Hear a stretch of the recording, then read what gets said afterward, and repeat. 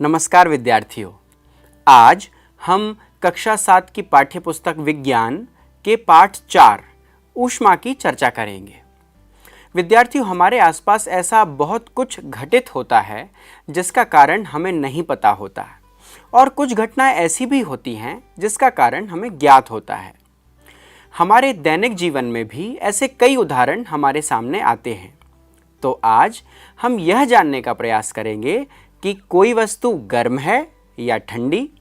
अगर गर्म है तो वो कितनी गर्म है और अगर ठंडी है तो कितनी ठंडी है। विद्यार्थियों, अगर हमें ठंडे या गर्म का पता लगाना है तो इसमें हमारी स्पर्श इंद्रियां प्रयोग में आती हैं और इन्हीं स्पर्श इंद्रियों के कारण हम यह बता पाते हैं कि एक वस्तु दूसरी वस्तु की तुलना में गर्म है या ठंडी। लेकिन हमारी यह स्पर्श इंद्रियां कितनी विश्वसनीय हैं या कितना सही बताती हैं, हम इसे एक क्रियाकलाप के माध्यम से समझने का प्रयास करते हैं। हम 3 पात्र लेते हैं और उन्हें ए, बी, सी नाम देते हैं। ए में हम ठंडा पानी लेते हैं, बी में हम गर्म पानी लेते हैं और पात्र सी में आधा ठंडा और आधा गर्म पानी मिलाकर भरते हैं। अब अपने दाएं हाथ को ठंडे पानी में डालिए और बायां हाथ गर्म पानी में डालिए और दोनों हाथों को 2-3 मिनट तक पानी में रखिए। अब दोनों हाथों को एक साथ पात्र सी में डालिए।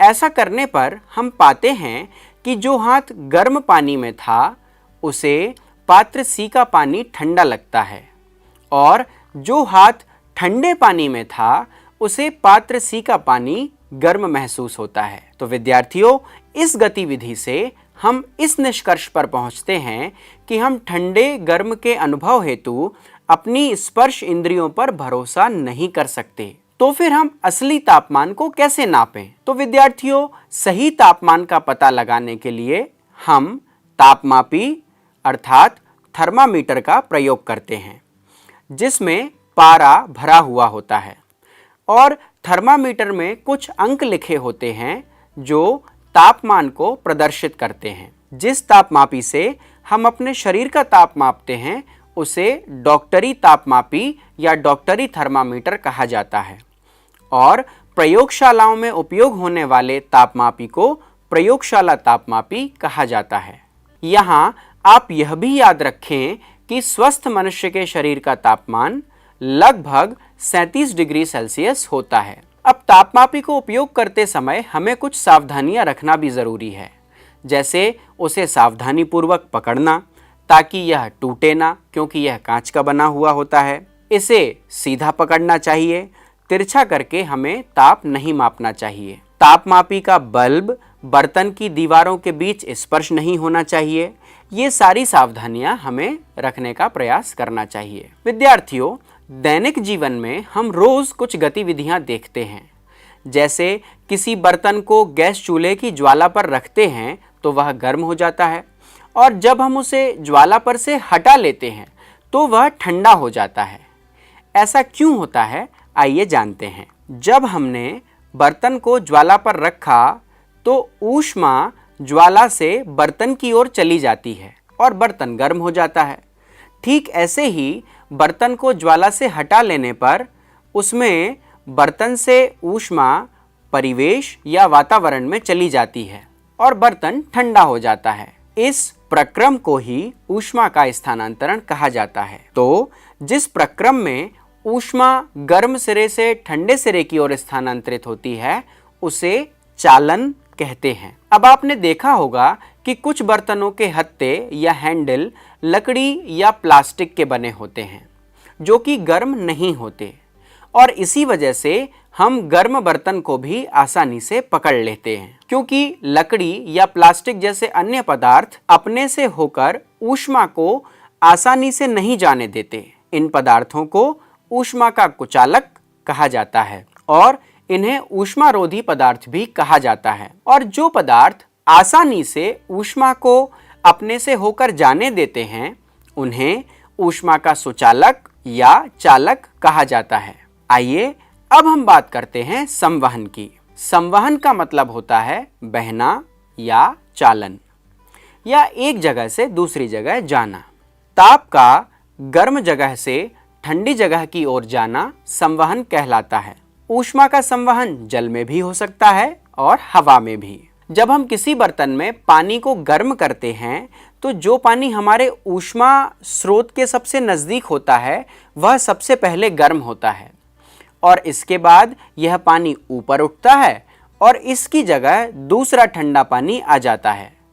फिर यह ऊष्मा उस ठंडे पानी के पास पहुंचती है और उस ठंडे पानी को गर्म कर देती है और यह प्रक्रिया तब तक चलती रहती है जब तक कि पानी पूरी तरह से गर्म नहीं हो जाता। तो इसी तरह ऊष्मा का अधिक गर्म जगह से ठंडी जगह की तरफ लगातार बहना या लगातार बढ़ना ऊष्मा का संवहन कहलाता है और ये प्रक्रिया तब तक होती है जब तक कि पूरा पानी गर्म नहीं हो जाता। ठीक इसी तरह ऊष्मा का संवहन वायु में भी होता है। ऊष्मा स्रोत के नजदीक की वायु गर्म होकर ऊपर उठती है और उसकी जगह पर ठंडी वायु आ जाती है। फिर यह ठंडी वायु गर्म होगी, उठकर ऊपर चली जाएगी और फिर ठंडी वायु आ जाएगी और यह प्रक्रिया तब तक चलती रहती है जब तक कि पूरी वायु गर्म नहीं हो जाती। अच्छा, यह बताइए, कभी हम मोमबत्ती के ऊपर हाथ रखते हैं तो ठीक ऊपर तो हमें बहुत गर्म लगता है, लेकिन वहीं जब हम मोमबत्ती के बाजू में हाथ रखते हैं तो उसकी लौ हमें वहां ज्यादा गर्म नहीं मिलती। ऐसा क्यों होता है? अब आपने यह सुना होगा या देखा होगा कि समुद्री क्षेत्र होते हैं या जो तटीय क्षेत्र होते हैं वहां मौसम की विशेषता होती है। दिन में वह गर्म होता है और शाम के समय मौसम ठंडा हो जाता है। दिन के समय जो ज़मीन है वह पानी के मुकाबले जल्दी गर्म हो जाती है। जब ज़मीन गर्म होती है तो ज़मीन के ऊपर की हवा भी गर्म हो जाती है और गर्म होकर वह ऊपर उठ जाती है। अब इस जगह को भरने के लिए समुद्र की तरफ से ठंडी हवा आती है और कुछ समय बाद यह ठंडी हवा भी गर्म हो जाती है और वापस चली जाती है और यह चक्र लगातार चलता रहता है। इस प्रक्रिया को पूरा करने के लिए जमीन की ओर से गर्म हवा समुद्र की ओर और समुद्र की ओर जाने वाली ठंडी हवा जमीन की ओर चलती रहती है। समुद्र की ओर से आने वाली इस हवा को हम समुद्र समीर कहते हैं और रात में यह प्रक्रिया एकदम उलट हो जाती है। अब जमीन जल्दी ठंडी हो जाती है और पानी देर में ठंडा होता है। इसीलिए रात में ठंडी हवा जमीन की ओर से समुद्र की ओर बहती है। इसे थल समीर कहा जाता है। अर्थात आसान शब्दों में अगर हम समझें तो समुद्र की ओर से थल की ओर आने वाली हवा समुद्र समीर है और जमीन की तरफ से समुद्र की तरफ जाने वाली हवा थल समीर है। विद्यार्थियों, जब संवहन होता है तो ऊष्मा या ताप एक जगह से दूसरी जगह पहुंचती है, परंतु यह ध्यान रखना है कि इस प्रक्रिया में हमें माध्यम की जरूरत पड़ती है। मतलब अगर ताप का स्थानांतरण होगा या ताप का स्थानांतरण होता है, लेकिन उसके लिए कोई माध्यम जरूरी होता है, जैसे पानी या हवा, ये कुछ भी माध्यम हो सकता है। जब हम सूरज की रोशनी में खड़े होते हैं तो हमें गर्मी मिलती है। इसका मतलब सूरज की गर्मी या उसका ताप हम तक पहुंचता है, लेकिन सूरज और पृथ्वी के बीच में अधिकांश जगह कोई माध्यम नहीं होता, जैसे वायु या पानी। इसका मतलब ये हुआ कि ऊष्मा का स्थानांतरण इसमें संवहन के कारण नहीं होगा, क्योंकि इसमें कोई भी माध्यम नहीं है और हम जानते हैं कि संवहन के कारण ऊष्मा का स्थानांतरण होने के लिए हमें माध्यम की जरूरत होती है। लेकिन माध्यम ना होने के बाद भी सूर्य की गर्मी हम तक पहुंच रही है। इसका मतलब यह हुआ कि जब इस प्रकार से ऊष्मा का स्थानांतरण होता है जहां माध्यम की कोई आवश्यकता नहीं होती, तो इस प्रक्रम को हम विकिरण कहते हैं। मतलब माध्यम उपस्थित हो या ना हो, ऊष्मा का स्थानांतरण तो होता है। इसे विकिरण कहा जाता है। तो सभी गर्म पिंड या उनसे विकिरण के रूप में जो ऊष्मा वितरित होती है या निकलती है तो वह दूसरी चीज़ों से टकराती है। तो इस ऊष्मा या गर्मी का कुछ भाग तो परावर्तित हो जाता है या लौट कर आ जाता है, कुछ भाग उनके द्वारा अवशोषित कर लिया जाता है या सोख लिया जाता है और कुछ भाग परागत हो जाता है, मतलब बाहर निकल जाता है। और इस तरह से भी उस वस्तु और उसके आसपास के वातावरण या परिवेश का तापमान बढ़ जाता है। क्या आप जानते हैं कि सर्दी और गर्मियों में हम अलग अलग तरह के कपड़े क्यों पहनते हैं? सर्दियों में हम हमेशा गहरे रंग और गर्मियों में हल्के रंग के कपड़े पहनते हैं। ऐसा क्यों होता है?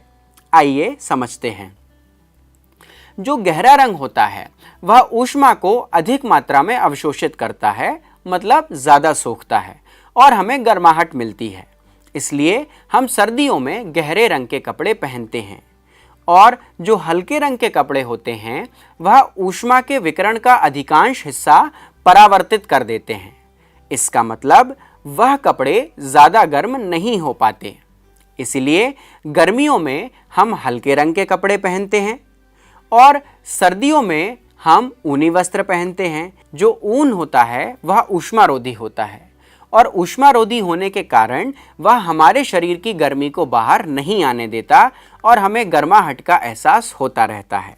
तो विद्यार्थियों, आज इस पाठ के माध्यम से हमने यह जाना कि ऊष्मा क्या होती है, ऊष्मा का मापन कैसे होता है, हम कौन कौन से थर्मामीटर का उपयोग करते हैं, थर्मामीटर का उपयोग करते समय हमें कौन सी सावधानियां रखना चाहिए, और काफ़ी सारे हमारे आसपास के क्रियाकलापों के माध्यम से हमने ये भी जाना कि ऊष्मा का स्थानांतरण किस प्रकार होता है।